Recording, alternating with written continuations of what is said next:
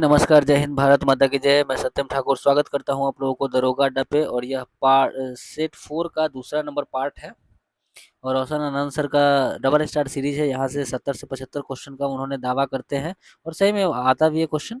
तो इसमें और भी सब चीज़ इसमें अपलोड कर दिया गया है और सबसे अच्छी बात है इस वीडियो में यही आपको मिलेगी कि हम चीज़ों को याद करवाएंगे 3 बार 4 बार ऐसे बोल बोल के, ठीक है। आपको सिर्फ वीडियो को देखना है और जो आपके अपने दोस्त मित्र हैं उन लोगों को भी शेयर कीजिए ताकि वो लोग भी आगे बढ़ें। तो चलिए शुरू करते हैं। आपको दोस्तों क्वेश्चन के लिए नहीं घबराइएगा, क्वेश्चन इसमें नहीं हम वो किए हैं, लेकिन सिर्फ डिस्कशन है। लेकिन आपको डिस्कशन से न समझ में आ जाएगा कि क्या क्वेश्चन पूछा जा सकता है, ठीक है। चलिए 17 नंबर क्वेश्चन से शुरू करते हैं, ठीक है दोस्तों। चलिए, कहता है कि मुद्रा बाजार एक एक सेकेंड। क्वेश्चन कहता है दोस्तों कि मुद्रा बाजार एक ऐसा बाजार होता है जहां पर विभिन्न मौद्रिक एवं वित्तीय परिसंपत्तियों का अल्पकाल मान सामान्यतः 1 वर्ष तक के लिए क्रय विक्रय किया जाता है। वो मुद्रा बाजार के उसको मुद्रा बाजार कहते हैं, ठीक है। एक बार फिर से समझिएगा। कहता है कि मुद्रा बाजार एक ऐसा बाजार होता है जहां पर विभिन्न मौद्रिक एवं वित्तीय परिसंपत्तियों का अल्पकाल के लिए अल्पकाल के लिए क्रय विक्रय होता है। अल्पकाल के लिए मतलब 1 वर्ष के तक, ठीक है, किया जाता है। अच्छा, मुद्रा बाजार के घटक निम्नलिखित हैं। कौन कौन सा घटक है? कहता है कि वाणिज्यिक प्रपत्र, उच्च प्रतिष्ठा वाली कंपनियों, अखिल भारतीय स्तर की वित्तीय संस्थान, प्राथमिक डीलर इत्यादि द्वारा निकाले जाते हैं। दोस्तों ये क्या कहता है, ऐसे सुनिएगा। कहता है कि जो वाणिज्यिक पर प्रपत्र है ना दोस्तों, वो उच्च प्रतिष्ठा वाली कंपनी, अखिल भारतीय स्तर के विभिन्न वित्तीय संस्थाओं, प्राथमिक डीलर इत्यादि द्वारा निकाले जाते हैं, ठीक है। याद हो गया? चलिए आगे चलते हैं दोस्तों। इसकी जो अवधि होती है ना, 7 दिन से लेकर 1 वर्ष तक की होती है, ठीक है। इसकी अवधि जो होती है 7 दिन से लेकर 1 वर्ष तक की होती है। अखिल भारतीय वित्तीय संस्थान के लिए 3 वर्ष, अखिल भारतीय वित्तीय संस्थान के लिए 3 वर्ष, ठीक है। लेकिन इसकी अवधि मैंने किसकी अवधि बोल रहा है, देखिएगा, मुद्रा बाजार के बारे में कह रहा है, ठीक है। मुद्रा बाजार, इसकी अवधि जो है दोस्तों मुद्रा बाजार की 7 दिन से लेकर 1 वर्ष तक की होती है। लेकिन अखिल भारतीय वित्तीय संस्थान के लिए 3 वर्ष होता है। अब क्या है कि यह बट्टा पर जारी किए जाते हैं तथा असुरक्षित होते हैं। यह बट्टा पर मुद्रा बाजार जो है वो जो निकलता है ना दोस्तों, वह बट्टा पर जारी किया जाता है तथा असुरक्षित होते हैं। वर्तमान में भारत में 5 संस्थाएं अखिल भारतीय की संस्थाएं हैं। वर्तमान में 5 वो संस्था है दोस्तों जो अखिल भारतीय की संस्था है, इसको समझेंगे। वर्तमान में 5 संस्था अखिल भारतीय स्तर की संस्था है, जैसे नाबार्ड। तो नाबार्ड की स्थापना दोस्तों 12 जुलाई 1982 को वी सी रमन समिति की सिफारिश पर हुआ था और इसका मुख्यालय मुंबई में है। दोस्तों नाबार्ड की स्थापना 12 जुलाई 1982 को नाबार्ड की स्थापना 12 जुलाई 1982 को शिवरमन समिति की सिफारिश पर हुआ था। उसका मुख्यालय दिल्ली है। तो नाबार्ड की स्थापना 12 जुलाई 1982 को और शिवरमन समिति की सिफारिश पर हुआ था। मुख्यालय दोस्तों नई दिल्ली है। अच्छा, सिडबी की स्थापना 2 अप्रैल 1990 को सिडबी की स्थापना 2 अप्रैल 1990 को सिडबी की स्थापना 2 अप्रैल 1990 को सिडबी की स्थापना 2 अप्रैल 1990 को हुआ था। मुख्यालय लखनऊ में है। सिडबी की स्थापना 2 अप्रैल 1990 में, मुख्यालय लखनऊ है, ठीक है दोस्तों। आगे बढ़िए। आगे कहता है एक्सिम बैंक की स्थापना 1 जनवरी 1982 को। एक्जिम बैंक की स्थापना दोस्तों, जिसको आयात निर्यात बैंक भी कहते हैं, तो एक्जिम बैंक की स्थापना 1 जनवरी 1982 को। एक्जिम बैंक की स्थापना 1 जनवरी 1982 को। एक्जिम बैंक की स्थापना 1 जनवरी 1982 को, मुख्यालय मुंबई में है। एक्जिम बैंक की स्थापना 1 जनवरी 1982 को, मुख्यालय मुंबई में है। अब आता है NHB, national housing band. National housing band NHB, national housing band की स्थापना 9 जुलाई 1988 को। NHB का full form national housing board हो गया। तो NHB की स्थापना 9 जुलाई 1988 को। NHB की स्थापना 9 जुलाई 1988 को। NHB की स्थापना 9 जुलाई 1988 को हुआ था। NHB की स्थापना 9 जुलाई 1988 को दोस्तों, मुख्यालय नई दिल्ली में है। इसका मुख्यालय नई दिल्ली में है, ठीक है। आगे देखेंगे NABFID मतलब national bank for financing infrastructure and development. इसका दोस्तों पूरा नाम याद कीजिए, NABFID, NABFID कहता है कि national bank for financing infrastructure and development की स्थापना 2021 में हुई है। ठीक है, तो NABFID की स्थापना दोस्तों 2021 में। एक बार फिर से फुल फॉर्म देखेंगे, national bank for financing infrastructure and development होता है।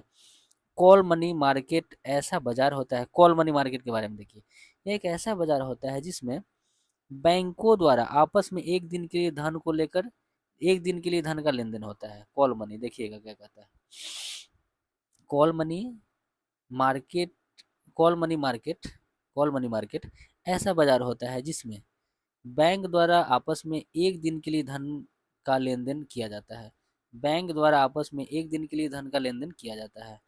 नोटिस मनी मार्केट, देखिए नोटिस मनी मार्केट बैंकों के बीच चलने वाला ऐसा बाजार होता है जिसमें एक दिन से लेकर 14 दिन तक के लिए धन का लेन देन होता है। ठीक है, कॉल मनी एक दिन के लिए होता है, लेकिन नोटिस मनी मार्केट दोस्तों वो 14 दिन, एक दिन से लेकर 14 दिन तक के बीच धन का लेन देन होता है। इसको याद रखेंगे।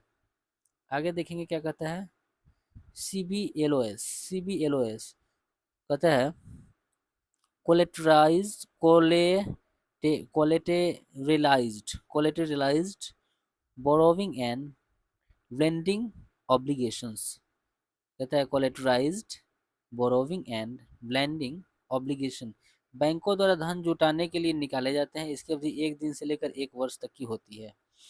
ठीक है, CBLOS की जो अवधि होती है दोस्तों एक दिन से लेकर एक वर्ष की होती है, इसको याद है। अब देखिए ट्रेजरी बिल, थोड़ा बड़ा करते हैं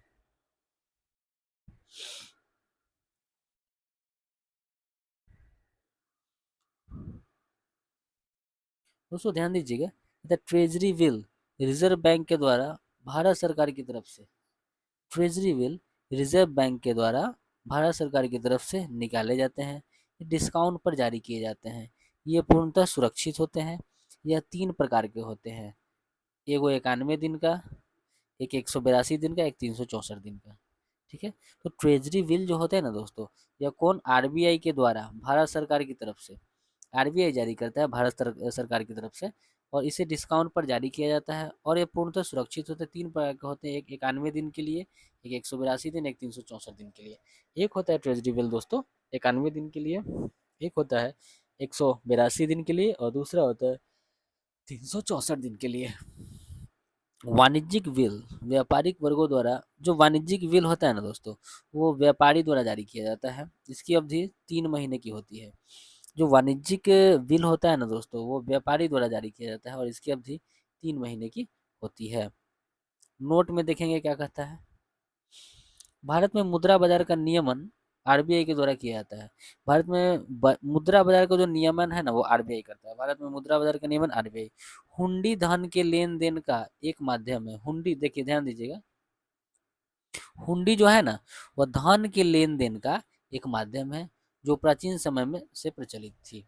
हुंडी, हुंडी जो है दोस्तों धन की लेन देन का एक माध्यम था जो कि प्राचीन समय में यह प्रचलित में थी। 18 नंबर क्वेश्चन देखें दोस्तों। 18 नंबर क्वेश्चन कहता है कि सप्तधारा, सप्तधारा कुंड मुंगेर में नहीं है। ये जो है ना दोस्तों राजगीर में है। मतलब सप्तधारा कुंड राजगीर में, यही क्वेश्चन पूछा गया होगा दोस्तों। डिस्कशन से आपको पता चल रहा है ना क्वेश्चन क्या पूछा गया है। तो सप्तधारा कुंड जो है दोस्तों वो राजगीर में है। सप्तधारा कुंड कहाँ है, राजगीर में। सप्तधारा कुंड कहाँ है दोस्तों, राजगीर में है। बिहार में अनेक स्थान पर गर्म जल के स्रोत या जलकुंड पाए जाते हैं। इन तप्त जल धाराओं का संबंध मृत ज्वालामुखियों या भूगर्भ में स्थित रेडियो सक्रिय खनिजों से होता है। कहता है कि बिहार में अनेक स्थानों पर गर्म जल के स्रोत या जलकुंड पाया जाता है। इन तप्त जल धाराओं का संबंध मृत ज्वालामुखी या भूगर्भ में स्थित रेडियो सक्रिय खनिजों से। तो कहता है कि गर्म जो जलकुंड होता है ना दोस्तों, गर्म गर्म जल स्रोत जो होता है या जलकुंड होता है गर्म, वह क्यों होता है, क्यों गर्म गर्म पानी निकलता है, तो वह मृत ज्वालामुखी कहीं रहता है वहां से निकलता है, जो मर चुका है ज्वालामुखी, मृत ज्वालामुखी, या जमीन के अंदर भूगर्भ में स्थित रेडियो सक्रिय खनिजों से होता है। ठीक है, आगे देखेंगे इसमें पर्याप्त मात्रा में खनिज लवण गंधक आदि पाए जाते हैं। वो जो पानी होता है ना दोस्तों, उसमें पर्याप्त मात्रा में खनिज लवण गंधक आदि पाए जाते हैं। उसमें पर्याप्त मात्रा में खनिज लवण गंधक आदि पाए जाते हैं दोस्तों। ठीक है।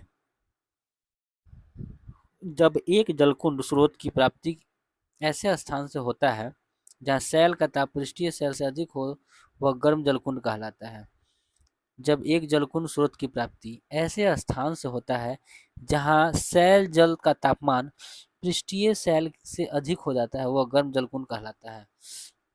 आगे देखिएगा, कहता है कि सप्तधारा राजगीर में है। सप्तधारा, अच्छा ये है क्या? हाँ ठीक है दोस्तों, सप्तधारा कहाँ है? राजगीर में। सप्तधारा राजगीर में है। मखदुम कुंड राजगीर में। मखदुम कुंड राजगीर में। मखदुम कुंड राजगीर में। नाना कुंड राजगीर में। नाना कुंड राजगीर में। नाना कुंड राजगीर में। गोमुख कुंड राजगीर में। गोमुख कुंड राजगीर में। गोमुख कुंड राजगीर में। सूर्य कुंड राजगीर में। सूर्य कुंड राजगीर में। ठीक है, सूर्य कुंड राजगीर में। सूर्य कुंड राजगीर में। उसके बाद दोस्तों, ब्रह्म ब्रह्म कुंड 87 डिग्री सेल्सियस वाला, ये राजगीर में सर्वाधिक में सबसे ज्यादा, मतलब देखिए ना, ब्रह्म कुंड का तापमान कितना होता है? 87 डिग्री सी। और यह है कहाँ? राजगीर में है। तो ब्रह्म कुंड का तापमान दोस्तों राजगीर में है, सर्वाधिक गर्म रहता है। अच्छा, ऋषिकुंड मुंगेर में है। ऋषिकुंड मुंगेर में। ऋषिकुंड मुंगेर में। लक्ष्मण कुंड मुंगेर में। लक्ष्मण कुंड मुंगेर में। भरारी कुंड मुंगेर में। भरारी कुंड मुंगेर में। सीता कुंड मुंगेर में। सीता कुंड मुंगेर में। जन्म कुंड मुंगेर में। जन्म कुंड मुंगेर में। रामेश्वर कुंड दोस्तों मुंगेर में। रामेश्वर कुंड मुंगेर में। रामेश्वर कुंड मुंगेर में। ठीक है। लक्ष्मीश्वर कुंड मुंगेर में। लक्ष्मीश्वर कुंड मुंगेर में। श्रृंगार ऋषि कुंड मुंगेर में। श्रृंगार ऋषि कुंड मुंगेर। लेकिन अग्निकुंड गया में, गया जी में। अग्निकुंड गया जी में दोस्तों, एक बार फिर से देखिएगा, बहुत इंपॉर्टेंट है दोस्त। देखिए, सप्तधारा राजगीर में। सप्तधारा राजगीर में। मखदुम कुंड राजगीर में। मखदुम कुंड राजगीर में। नाना कुंड राजगीर में। नाना कुंड राजगीर में। गोमुख कुंड राजगीर में। सूर्य कुंड राजगीर में। ब्रह्म कुंड राजगीर में। इतना चीज राजगीर में है। लेकिन यहाँ आएंगे, देखिए राम सीता और लक्ष्मण, ये सब जो ऋषि मुनि वाला जो भी रहेगा, जैसे ऋषि कुंड वो सब मुंगेर हो जाएगा। ऋषि कुंड मुंगेर। लक्ष्मण कुंड मुंगेर। भरारी कुंड मुंगेर। सीता कुंड मुंगेर। जन्म कुंड मुंगेर। रामेश्वरम कुंड मुंगेर। लक्ष्मीश्वर, जितना भी भगवान और ऋषि का नाम है ना, वो सब मुंगेर वाला है। ठीक है, देखिए रामेश्वरम है ना, रामेश्वरम कुंड मुंगेर। लक्ष्मीश्वर कुंड मुंगेर। श्रृंगार ऋषि कुंड, देखिए ऋषि फिर आ गया मुंगेर। लेकिन अग्नि कुंड दोस्तों गया जी में। अग्नि कुंड कहाँ है? गया जी में। आइए आगे देखते हैं।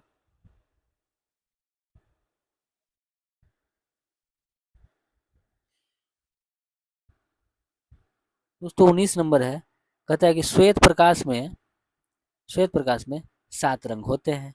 इस तथ्य की खोज न्यूटन ने की थी। श्वेत प्रकाश की खोज दोस्तों, श्वेत प्रकाश की खोज में 7 रंग होते हैं, इस तथ्य की खोज न्यूटन ने किया था। जब श्वेत प्रकाश को प्रिज्म से गुजारा जाता है दोस्तों, कहता है कि जब श्वेत प्रकाश को प्रिज्म से गुजारा जाता है तो वह 7 रंगों में विभाजित हो, इस घटना को वर्ण विक्षेपण कहते हैं। ये तो आप जानते ही हैं, ज़्यादा समय नहीं लगाएंगे। ठीक है। अगला है कि आपतित किरण को आगे बढ़ाने पर निर्गत किरण को पीछे बढ़ाने पर उसके बीच जो कोण बनता है ना, उसको प्रिज्म कोण कहते हैं। कहता है कि आपतित किरण को आगे बढ़ाने पर तथा निर्गत किरण को पीछे बढ़ाने पर उसके बीच जो कोण बनता है, उसको प्रिज्म कोण कहते हैं। तो आपतित किरण को आगे बढ़ाने पर तथा निर्गत किरण को पीछे बढ़ाने पर जो कोण बनता है ना उसके बीच में, उसको प्रिज्म कोण कहते हैं। लाल हरा नीला प्राथमिक रंग कहलाता है, ये आप जानते हैं। लाल हरा नीला प्राथमिक रंग होता है। अगला है दोस्तों, जिन दो रंगों के मेल से श्वेत रंग प्राप्त होता है वह पूरक रंग कहलाता है। कोई भी दो रंग को मिला देंगे, अगर वो दोनों रंग मिलकर श्वेत रंग बन गया, उसको पूरक रंग कहेंगे। ठीक है। अच्छा, अल्बर्ट आइंस्टीन ने विशिष्ट सापेक्षता का सिद्धांत दिया था। विशिष्ट सापेक्षता का सिद्धांत कौन दिया था? Albert Einstein. विशिष्ट सापेक्षता का सिद्धांत कौन दिया था? Albert Einstein. विशिष्ट सापेक्षता का सिद्धांत अल्बर्ट आइंस्टीन। विशिष्ट सापेक्षता का सिद्धांत अल्बर्ट आइंस्टीन। दोस्तों 20 नंबर क्वेश्चन है, ध्यान देंगे। कहता है कि यदि किसी चालक की किसी अनुप्रस्थ काट में से यदि किसी चालक की किसी अनुप्रस्थ काट में से समय t में प्रवाहित नेट आवेश है, जिसमें प्रवाहित विद्युत धारा I बराबर q/t।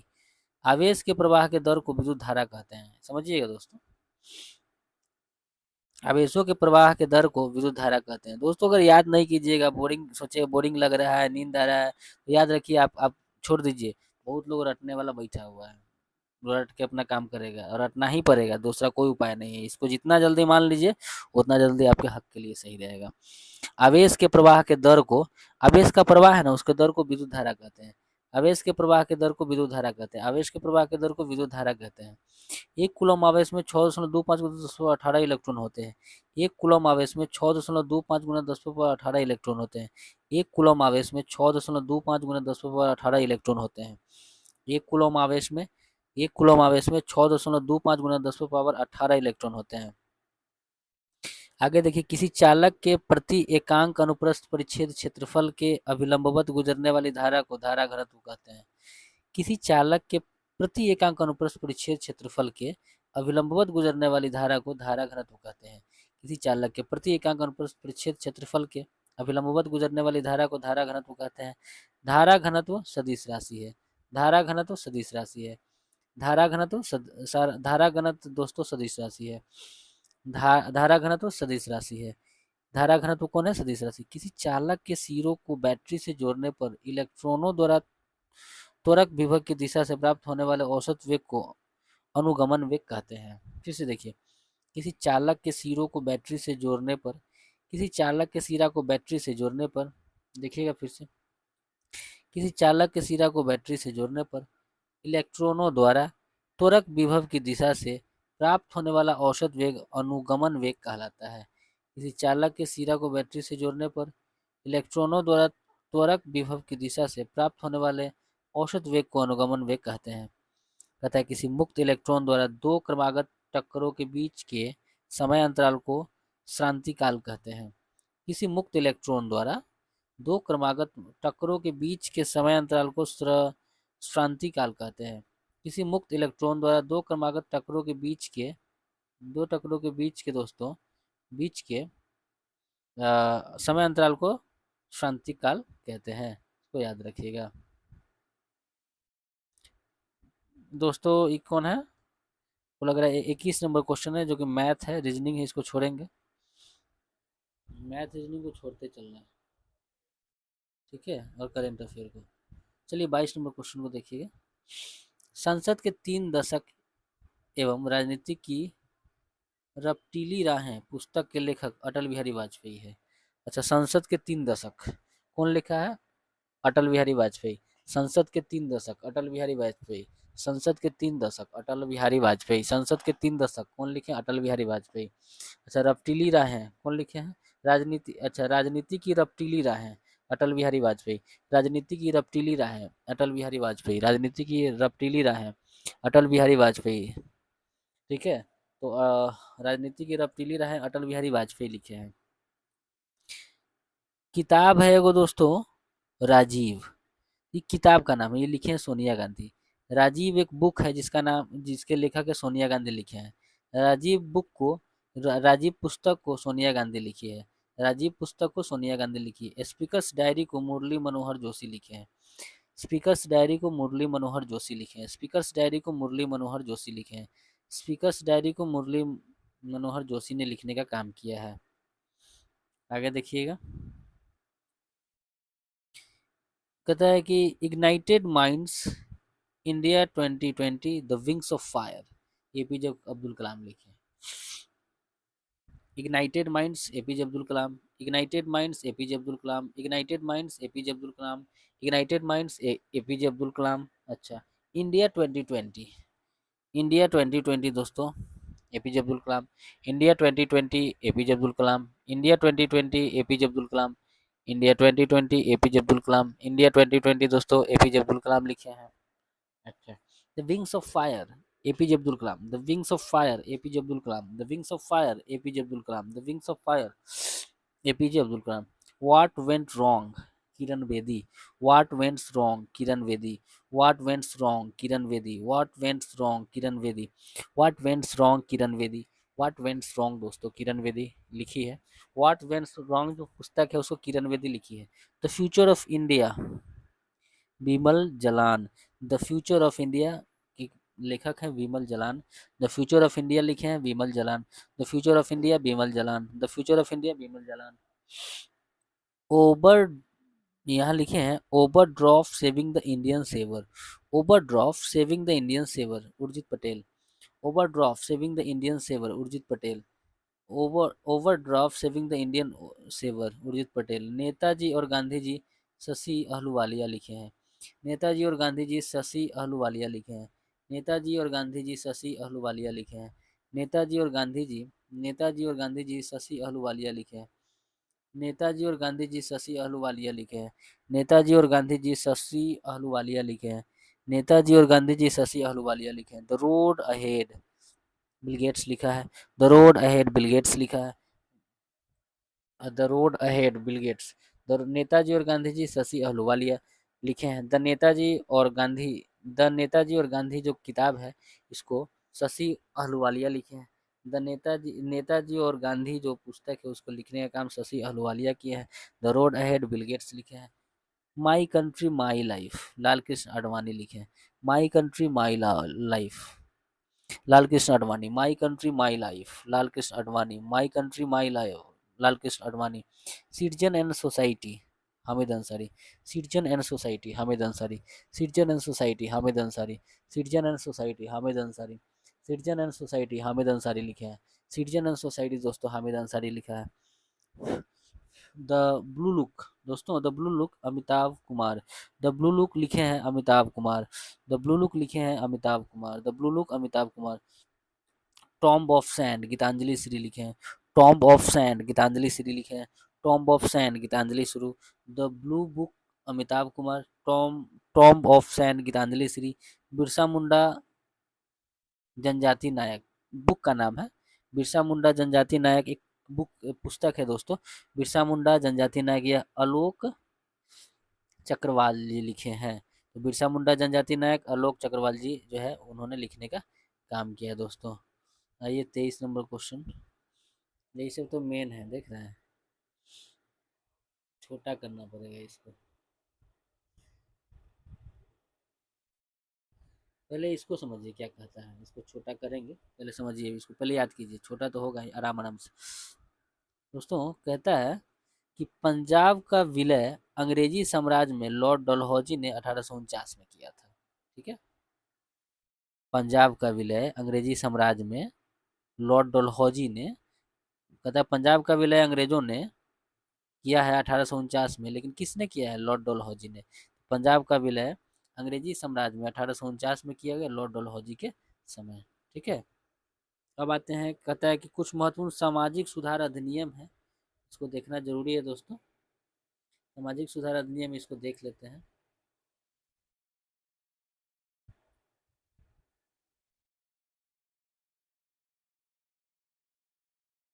चलिए सबसे पहले कहता है कि कन्या शिशु वध प्रतिबंध। कन्या शिशु वध प्रतिबंध यह आया था 1795 में। एक बार 1795 में आया था सर जॉन सोर के समय।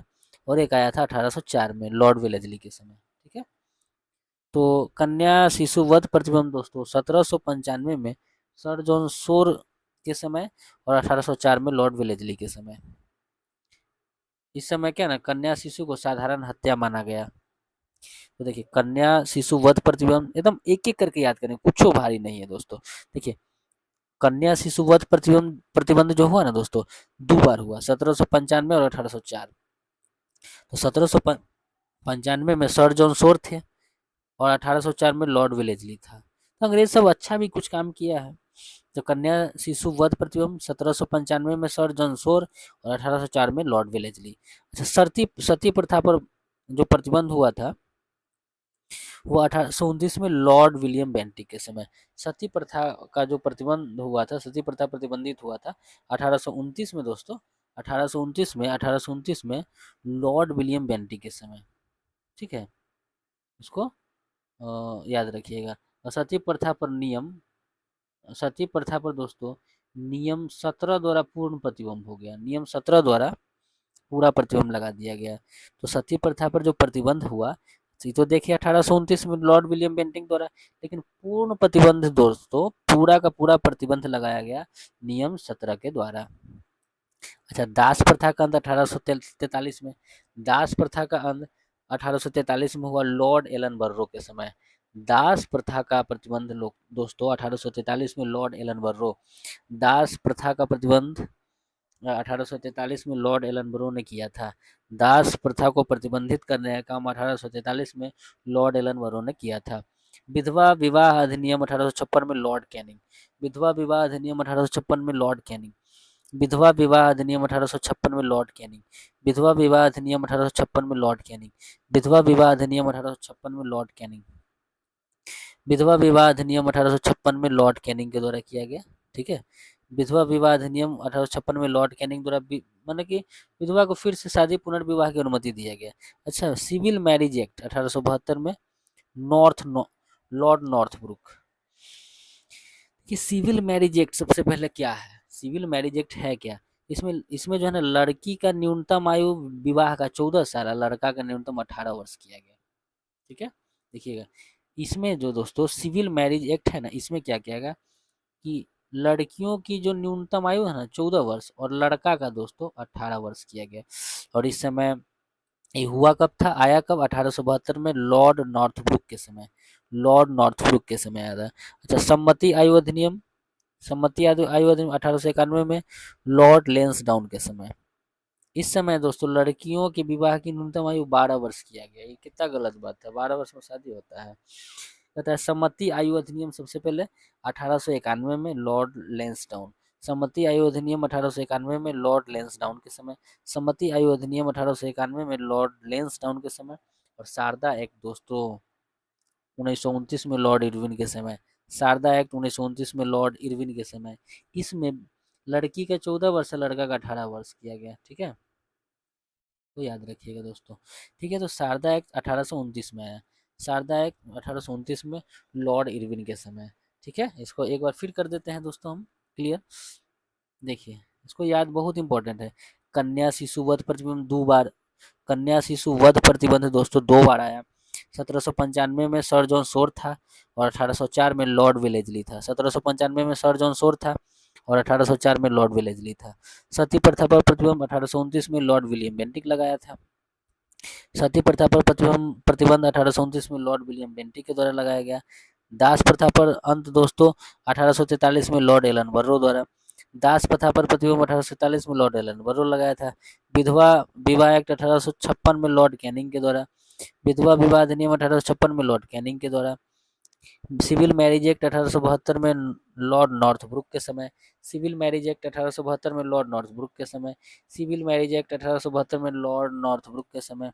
सम्मति आयु अधिनियम 1891 में लॉर्ड लेंसडाउन के समय। सम्मति आयु अधिनियम 1891 में लॉर्ड लेंसडाउन के समय। सम्मति आयु अधिनियम 1891 में लॉर्ड लेंसडाउन के समय। सम्मति आयु अधिनियम 1891 में लॉर्ड लेंसडाउन के समय। शारदा एक्ट 1829 में लॉर्ड इरविन, शारदा एक्ट 1829 में लॉर्ड इरविन के समय।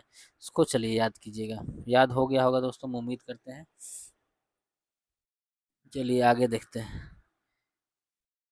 सम्मति आयु अधिनियम का विरोध तिलक द्वारा किया गया था। सम्मति आयु जो आया था ना, उसका विरोध दोस्तों तिलक द्वारा किया गया था, बाल गंगाधर तिलक द्वारा। डलहौजी ने व्यक्तिगत के सिद्धांत अपनाया तथा सबसे पहले 17 1848 को अपने साम्राज्य में मिलाया। डलहौजी ने व्यक्तिगत के सिद्धांत अपनाया तथा सबसे पहले 17 1848 में 17 को 1848 में अपने साम्राज्य में मिलाया। डलहौजी शिमला को अपनी ग्रीष्मकालीन राजधानी बनाया। डलहौजी जो था ना, वो शिमला को अपनी ग्रीष्मकालीन राजधानी बनाया। डलहौजी पहली बार सार्वजनिक निर्माण पथ बनाया तथा गंगा नहर का कार्य भी पूरा करवाया। डलहौजी पहली बार सार्वजनिक निर्माण विभाग बनाया। डलहौजी पहली बार सार्वजनिक निर्माण विभाग बनाया 1854 में। सार्वजनिक देखिए पूछ देगा कि दोस्तों सार्वजनिक निर्माण विभाग कौन बनाया, तो डलहौजी ने बनाया। कब, 1854 में। सार्वजनिक निर्माण विभाग कौन बनाया, डलहौजी। कब, 1854 में। अच्छा, तथा गंगा नहर का कार्य भी पूरा करवाया, कौन, डलहौजी। चलिए अगला क्वेश्चन है 24 नंबर, ध्यान दीजिएगा। कहता है कि सिखों में पाहुल प्रथा की शुरुआत सिख धर्म के 10वें गुरु गोविंद सिंह ने किया। सिखों में सर दोस्तों एक पाहुल प्रथा था, सिखों में एक पाहुल प्रथा था। उसकी शुरुआत सिख धर्म के 10वां गुरु गुरु गोविंद सिंह ने करवाया था। गुरु नानक देव को सिख धर्म का संस्थापक माना जाता है। गुरु नानक को सिख धर्म का संस्थापक माना जाता है। इनका जन्म तलवंडी में तथा मृत्यु करतारपुर करतारपुर में हुआ है। तो गुरु नानक देव को सिख धर्म का संस्थापक माना जाता है। इनका जन्म तलवंडी में हुआ है। तलवंडी दोस्तों पाकिस्तान में पड़ता है। तो तलवंडी में हुआ तथा मृत्यु करतारपुर में हुआ था, इसको याद रखेंगे। देखिए कहता है कि नानक देव खत्री जाति से थे। गुरु नानक देव खत्री जाति से थे तथा इनकी उपाधि हजरत रब्बुल मनीज था। गुरु नानक देव खत्री जाति से तथा इसकी उपाधि हजरत रब्बुल मजीज था। गुरु नानक देव दोस्तों खत्री जाति से थे और इनकी उपाधि हजरत रब्बुल इसका उपाधि हजरत रब्बुल मजीज था। गुरु नानक देव इब्राहिम लोदी के तथा गुरु रामदास अकबर के समकालीन थे। देखिए इब्राहिम लोदी था, रामदास और अकबर के उसी के समय के समकालीन है गुरु नानक देव। तो कौन कौन? इब्राहिम लोदी के समकालीन है गुरु नानक, गुरु रामदास के भी समकालीन है और अकबर के भी समकालीन है। गुरु अंगद का अन्य नाम लहना था। गुरु अंगद का अन्य नाम लहना था। गुरुमुखी लिपि का आविष्कार गुरु अंगद को ही माना जाता है। गुरुमुखी लिपि का दोस्तों आविष्कारक जो है वो गुरु अंगद को ही माना जाता है। गुरुमुखी लिपि का आविष्कारक दोस्तों गुरु अंगद को ही माना जाता है। अमरदास ने पंगत प्रथा की शुरुआत की। अमरदास ने पंगत प्रथा की शुरुआत किया था। अमरदास ने पंगत प्रथा की शुरुआत किया था। उन्होंने अपनी गद्दी गोइंदवाल में स्थापित की थी। अमरदास ने पंगत प्रथा की शुरुआत की। अमरदास ने पंगत प्रथा की शुरुआत किया था।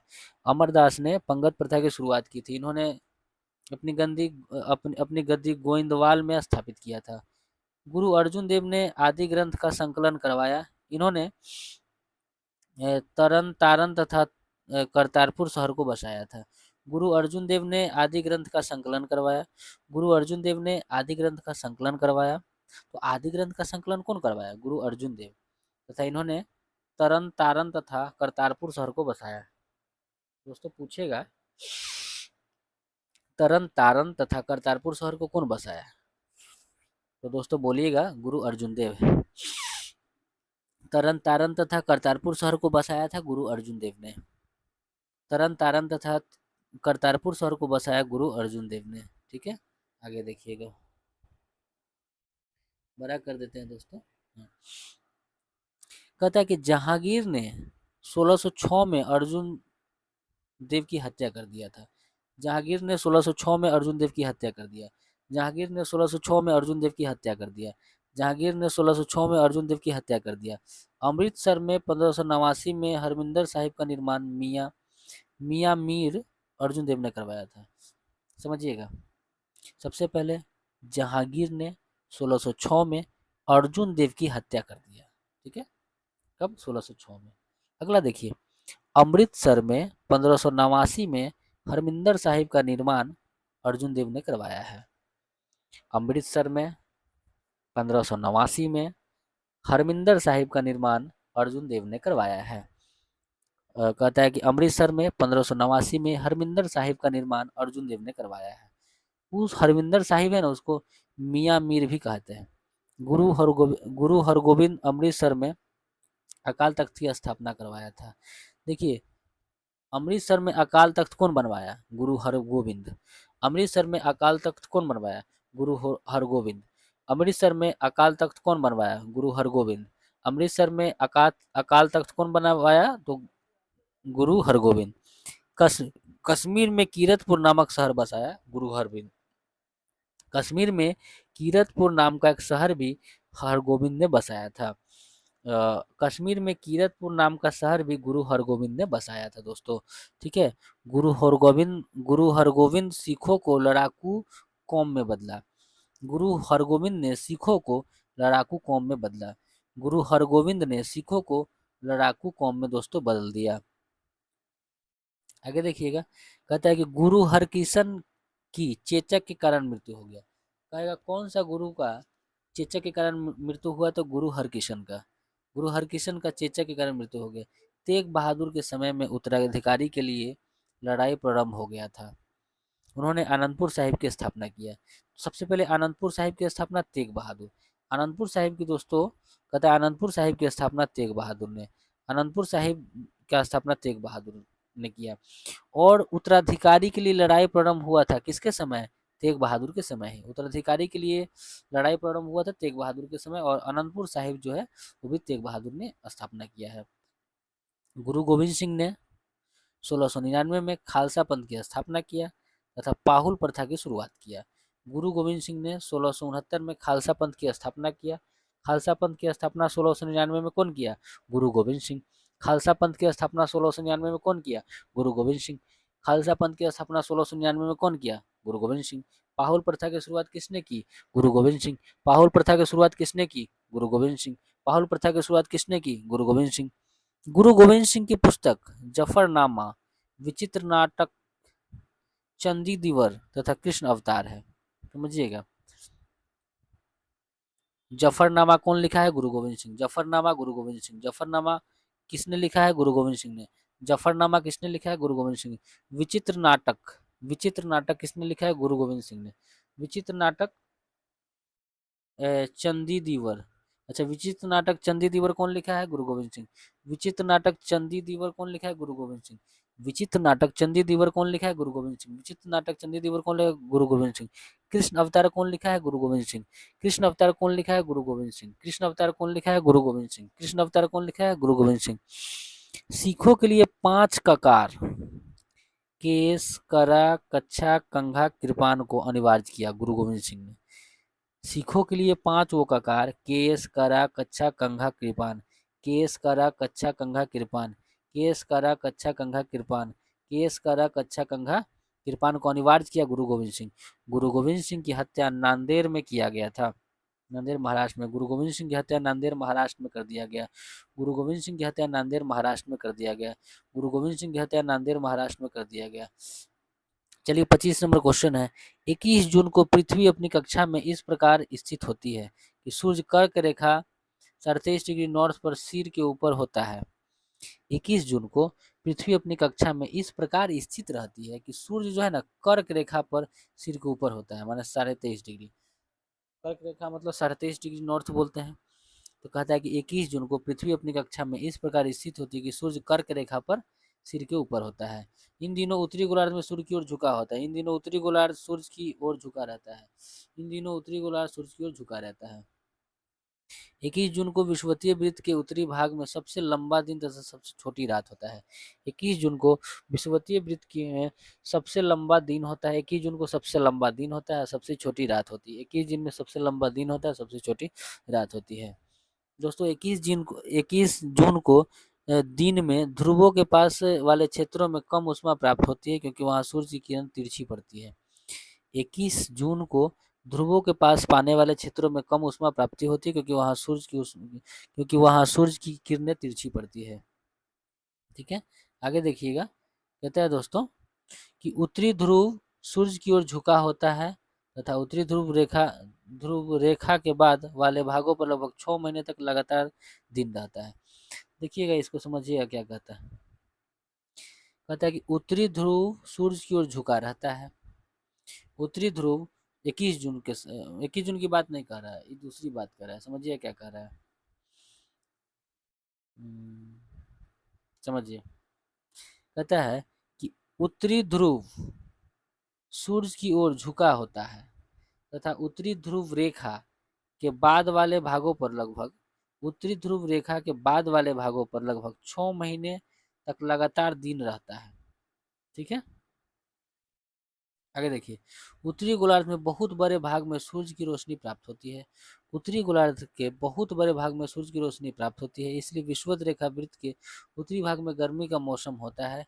इसके विपरीत दक्षिणी गोलार्ध में शीत ऋतु होती है। ठीक है, एक बार फिर, उत्तरी गोलार्ध के बहुत बड़े भाग में सूर्य की रोशनी प्राप्त होती है, इसलिए विषुवत रेखा वृत्त इसलिए विषुवत वृत्त के उत्तरी भाग में गर्मी का मौसम होता है।